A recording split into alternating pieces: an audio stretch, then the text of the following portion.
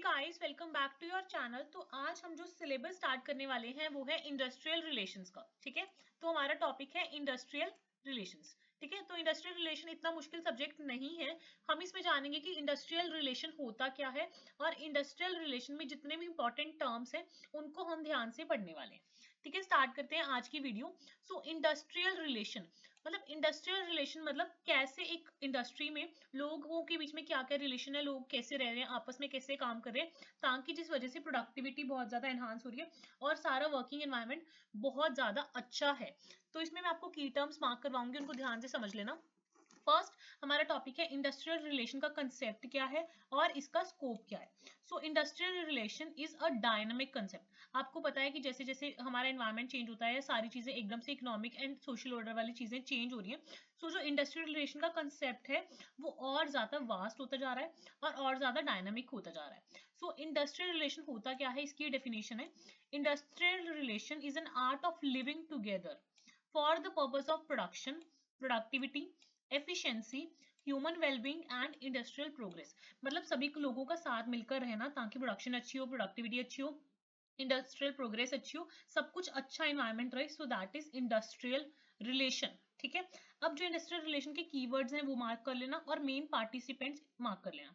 So industrial relation is a phenomenon that requires an understanding and knowledge of all the institutions. देखो, जब भी industrial relation की बात आएगी ना, एक दो तीन वर्ड्स हैं। एक तो है ट्रेड यूनियनिज्म, ट्रेड यूनियंस कैसी है वहां पे, collective bargaining, employers, law and state. So अगर हमें इंडस्ट्रियल रिलेशंस को समझना है, हमें ये सारे इंस्टीट्यूशंस जो कि ये 5 मैंने मार्क किए हैं, trade unions, collective bargaining, employers, law और स्टेट, इन सब की नॉलेज होनी चाहिए और इन सबको मिला के ही इंडस्ट्रियल रिलेशन कंप्राइज होता है। जो मेन 4 पार्टिसिपेंट्स हैं, there are 4 main participants which are involve in the process of industrial relation. वो कौन है? Workers, management, trade union and state. State मतलब आपकी कंट्री क्या है। ठीक है, सो ये चारों मेन पार्टिसिपेंट हैं इंडस्ट्रियल रिलेशन के। So these are the 4 main participants involve in the process of industrial relations. ठीक है, अभी इंडस्ट्रियल रिलेशन के ऑब्जेक्टिव्स क्या हैं? ऑब्वियसली अगर इंडस्ट्रियल रिलेशन अच्छा होगा, जितने भी ग्रीवेंसीज हैं उनकी हैंडलिंग ईजी हो जाएगी, मेंटल रेवोल्यूशन आ जाएगा, इंप्लॉयज के राइट्स को प्रोटेक्ट करना ईजी हो जाएगा, कॉन्ट्रैक्ट इंटरप्रेट करने ईजी हो जाएंगे, बूस्ट होगा मोरल, जितना भी स्टाफ है सबका मोरल बूस्टेड रहेगा, कलेक्टिव बार्गेनिंग पावर होगी तो डिसीजन मेकिंग सब अच्छा होगा, प्रोडक्टिविटी अच्छी होगी। सो ये पॉइंट्स लर्न करने की नीड नहीं है, आप इनको समझ लो, अपने आप हेडिंग बना के आ सकते हो, ऑब्जेक्टिव्स ऑफ इंडस्ट्रियल रिलेशन। उससे क्या होगा, सब कुछ अच्छा अच्छा होगा, वर्किंग एनवायरनमेंट अच्छा होगा, मेन प्रोडक्टिविटी एनहांस होगी, एफिशिएंसी एनहांस होगी, वेलबिंग एनहांस होगी, इंडस्ट्री की प्रोग्रेस एनहांस होगी। सो अब अपनी तरफ से ऑब्जेक्टिव्स ऑफ इंडस्ट्रियल रिलेशन बना सकते हैं। ठीक है, नेक्स्ट स्कोप क्या है इंडस्ट्रियल रिलेशन का। जब मैंने टॉपिक स्टार्ट किया था मैंने तभी आपको बताया कि हम क्या टॉपिक करने वाले हैं, industrial relations and it's scope. तो जो स्कोप है इंडस्ट्रियल रिलेशन का वो मेंशन कर दोगे, वो बहुत ज्यादा वास्ट है एंड डायनामिक है। सो इसमें हर तरह के रिलेशनशिप्स इंक्लूड हो जाते हैं, बेशक वो लेबर के बीच में रिलेशन हो, पब्लिक रिलेशन हो, ग्रुप रिलेशन हो, या इंप्लॉय और इंप्लॉयर के बीच में रिलेशन हो। सो आप स्कोप में ये वाली डायग्राम बना के आ सकते हो, employer employee relation, labour relation, group relation, public relation. उसके बाद इसमें मेंशन कर सकते हो ट्रेड यूनियंस, कलेक्टिव बार्गेनिंग, ये वाले वर्ड्स भी मेंशन कर सकते हो under the scope of industrial relations. ठीक है, अब थोड़ा सा ना हमें हिस्ट्री के बारे में पता होना चाहिए कि इंडस्ट्रियल रिलेशन का कंसेप्ट इंडिया में कैसे आया, कैसे कैसे इमर्ज हुआ। So we are now going to study the historical development of the industrial relations.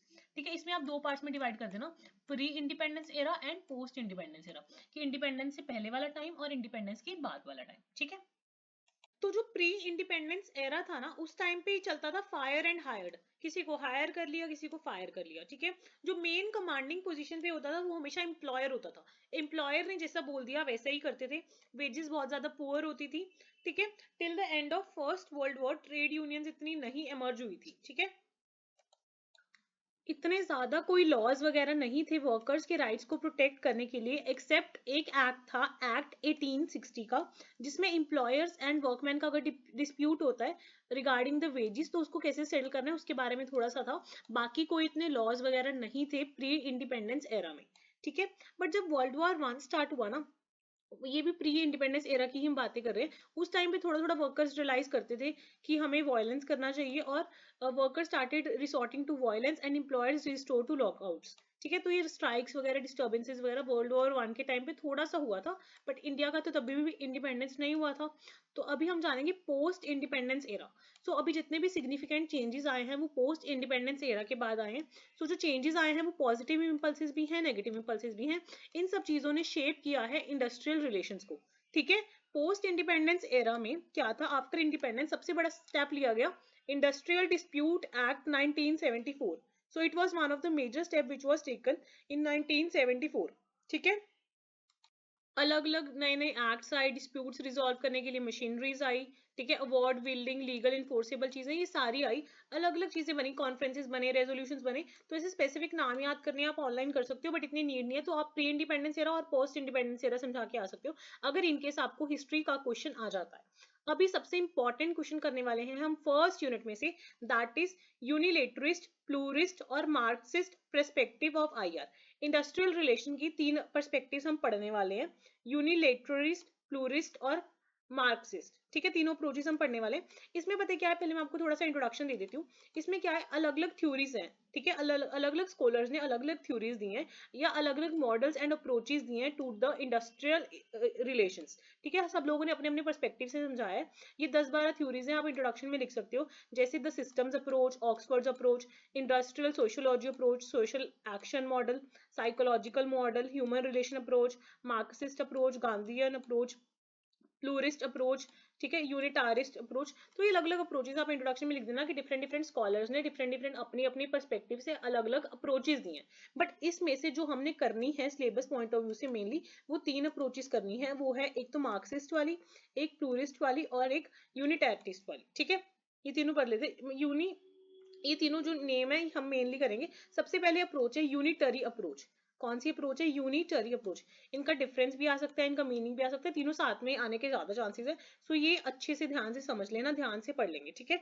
Unitary approach क्या कहती है, IR is grounded in mutual cooperation, individual treatment and team work and shared goals.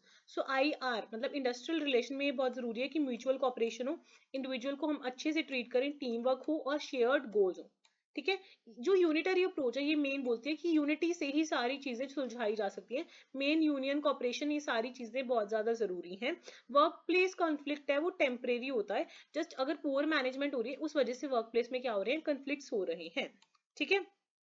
Employees who do not mix well with organization culture, कई बार क्या होता है culture में proper mix up नहीं हो पाते, कन्फ्लिक्ट्स हो जाते हैं। यूनियंस कॉपरेट करने की कोशिश कर रही है मैनेजमेंट के साथ, management try to manage is accepted because there is no we they feeling नहीं है, मतलब वो ट्राई कर रहे हैं कि हाँ हम सब कुछ एक्सेप्ट करें।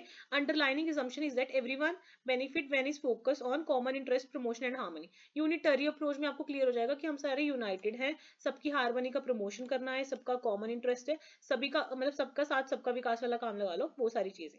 ठीक है। Based on reactive strategy, direct negotiations होती हैं with employees, participation of government tribunals, unions are not sought और are seen as being necessary for achieving harmonious employee relations. मतलब जरूरी नहीं है कि ऐसे कुछ स्टेप्स ही उठा के कुछ किया जा सकता है, हम हार्मनी में रह के अच्छी मतलब अच्छी अचीवमेंट्स कर सकते हैं, ये कहना है यूनिटरी अप्रोच का।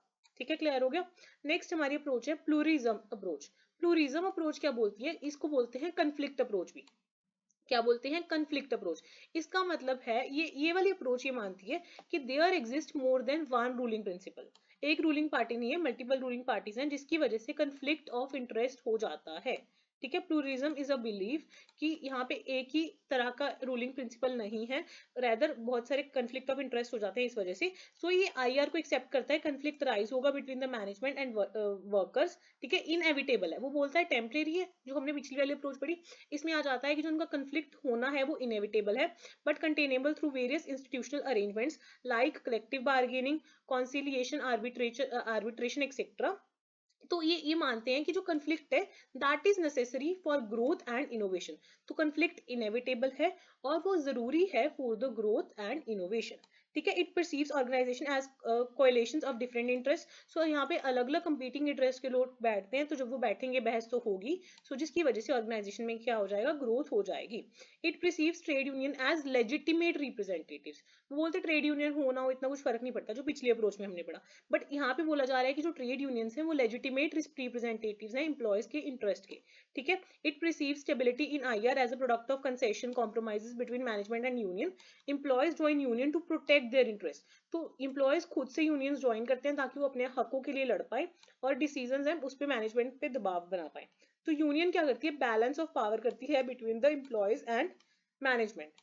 सो strong union is not only desirable but necessary. So ये बोलते हैं सिर्फ डिजायरेबल नहीं है, नेसेसरी भी है। सो ये कहना है प्लूरिज्म अप्रोच का, जो कि है कंफ्लिक्ट अप्रोच, कि कंफ्लिक्ट इनएविटेबल है और यूनियन जरूरी है। ठीक है। नेक्स्ट हमारी लास्ट अप्रोच आ जाती है मार्क्सिस्ट अप्रोच।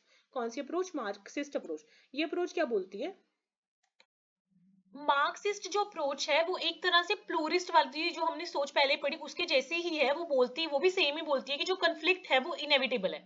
जैसे हमने प्लूरिस्ट अप्रोच में पढ़ा कि जो कंफ्लिक्ट है दैट इज इनएविटेबल, वैसे ही मार्क्सिस्ट अप्रोच में भी यही आता है कि जो कंफ्लिक्ट है वो इनएविटेबल है। बट इसमें जो मेन कारण मार्क्सिस्ट अप्रोच में बताया जाता है कंफ्लिक्ट का, वो बोला जाता है capitalistic society. So main conflict का कारण है कैपिटलिस्टिक सोसाइटी की वजह से कंफ्लिक्ट आता है। हालांकि जो प्लूरिस्ट अप्रोच है वो बिलीव करती है कि कंफ्लिक्ट इनएविटेबल है हर एक ऑर्गेनाइजेशन में, बट जो मार्क्सिस्ट अप्रोच है वो ज्यादा एम्फेसिस पे करती है on the capitalistic society. So Marxist approach industrial relations को एक वाइडर मीनिंग देती है। वो कहती है कि कंफ्लिक्ट सिर्फ इस वजह से नहीं होता कि मैनेजर और वर्कर्स के बीच में रिफ्ट है, रैदर हमारी जो सोसाइटी है उसमें ही बहुत ज्यादा डिविजन्स हैं, क्योंकि जिनके पास रिसोर्सेज हैं और जिनके पास सिर्फ लेबर है उसके बीच में ही बहुत ज्यादा फर्क है।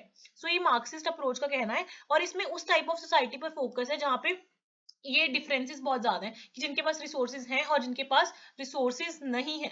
सो मार्क्सिस्ट अप्रोच के अकॉर्डिंग जो इंडस्ट्रियल कन्फ्लिक्ट है उसको इक्वेट किया जाता है with the political and social unrest. So इसमें बोलते हैं कि जो ट्रेड यूनियंस हैं are seen both as labour reaction, कि लेबर का रिएक्शन है क्योंकि जो कैपिटलिस्ट हैं वो उनको एक्सप्लॉइट करने की कोशिश कर रहे हैं, तो उनको चेंज लाने के लिए एज अ रेवोल्यूशन वो वेपन यूज करते हैं ट्रेड यूनियंस वगैरह बना के।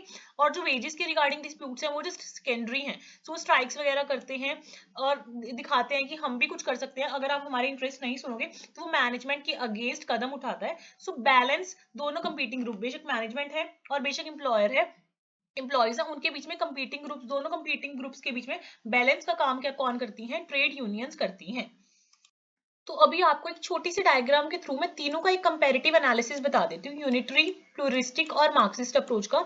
इसमें क्या एग्जाम्पशन लेके चलते हैं कि जो हमारी सारी सोसाइटी है वो एक इंटीग्रेटेड ग्रुप है जहाँ पे कॉमन वैल्यूज हैं, इंटरेस्ट हैं और ऑब्जेक्टिव हैं। एक सिंगल ही अथॉरिटी है जो सारी चीजें मैनेज करिए, सो इतना कंफ्लिक्ट उस एंड तक नहीं होता। सो ट्रेड यूनियंस इतनी ज्यादा जरूरी नहीं होती, सिंगल अथॉरिटी है, लॉयलिटी स्ट्रक्चर है, प्रॉपर इरेशनल एंड मतलब फ्रिक्शनल चीजें चलती हैं।